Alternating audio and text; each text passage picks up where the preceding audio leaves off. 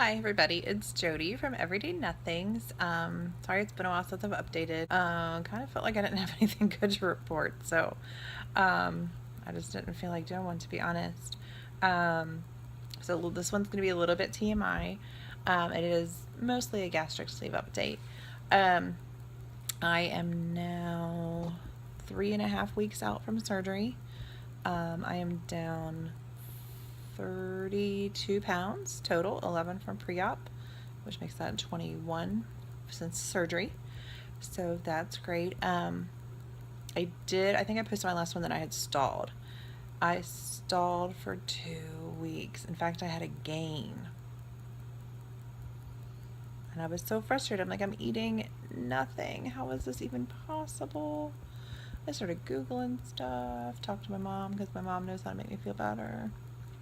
Everybody saying the same thing. In fact, like I said, read a couple things that suggested you don't even really check the first 2 months following surgery. 2 months. Who doesn't want to do that because you want to see, right? But what they said is your body's been through trauma. Number one, surgery, planned or not, is traumatic to the body. You cut into your body. And number two, you drastically reduce your calorie intake, both of which kind of put your body in a survival mode. It doesn't know what's going on. So, sorry, cat wants to be part of the video apparently. This is my Tucker. You've seen him before. I think anytime I'm talking, he thinks I'm talking to him, so he comes over. So if he doesn't see another person there, he's like, oh, she must be talking to me. Anyway, I love him. So I stalled for oh, and then Shark Week came. I think I mentioned it came 10 days early, and it lasted for 13 days. It's another thing I had to get on Google about because I was about ready to call my OB-GYN. 13 days. And I found a message board where people were talking about it, and apparently it's very common post bariatric surgery. So I wanted to let you guys know so that if it happens to you, it's very common. It's very common to start early after surgery. In fact, there were people saying for procedures where they stayed overnight in the hospital that their doctors told them to bring feminine products with them because they've had so many patients start within 24 hours of surgery, even if they weren't due. So that's really interesting. Some people said it was the surgery itself. Some people said their doctor told them it was the anesthesia. I don't really know. I've had a lot of anesthesia and never had this happen before, so I tend to think maybe it's more of the surgery. Of course, I've had surgery too, but anyway, I don't really know. I did start 10 days early, and then the reason it lasts so long, and this makes a lot of sense, I do remember before my surgery they gave me a shot of blood thinner so that your blood doesn't clot during the procedure and they said I guess that stays in your body for a while. So basically what happens is once you start your period, it can't clot. So it just keeps going. And that makes a lot of sense to me because, a little TMI, but I feel like I didn't know this, so I want people to be informed. Mine wasn't, I usually have very heavy periods, and I usually have a lot of cramping where, it's trying to get out. No cramping at all. And it was never really heavy, but it just wouldn't stop. Just keep coming. And it was bright red the whole time. So it was new, which makes sense if it's not clotting. That makes a lot of sense. So again, I know that's a little TMI, but nobody ever wants to talk about the TMI stuff, and then people don't know. And then people like me are going, crap, do I need to call my doctor?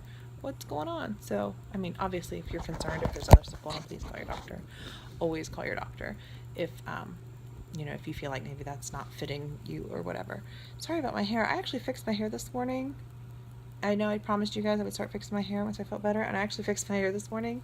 Then I took my daughter to Girl Scouts, and when I looked at myself to start this video, I don't know if it was the wind outside or what, but my hair looked rough, so I just pulled it back real quick. Sorry, I really did fix it this morning. Anyway, so yeah, and so I stalled. It was right about the time of my period too, which I'm sure played a part as well. I had no weight loss, and in fact, I ended up gaining 2 pounds in that 2 weeks. So obviously super frustrated to have any sort of gain. And then over the past couple days, my period finally ended, and I've dropped 4 pounds in 2 days. So, yay! I think we're finally here.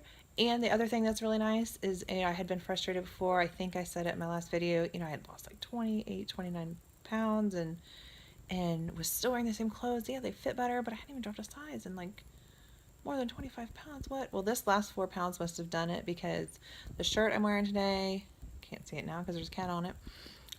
It's a size down. It's an 18-20. I have been wearing 22-24, and I actually have a couple shirts that are like 26-28. This one is an 18-20. I haven't worn it in a really long time.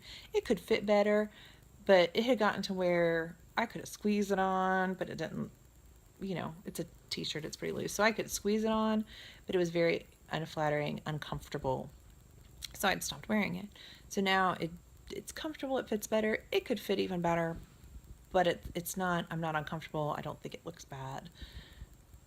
Yay. And then my pants, I'm pretty sure they're about to fall down. So I think it's time I finally pull out some of my old pants and see. I'm currently wearing 22, I think.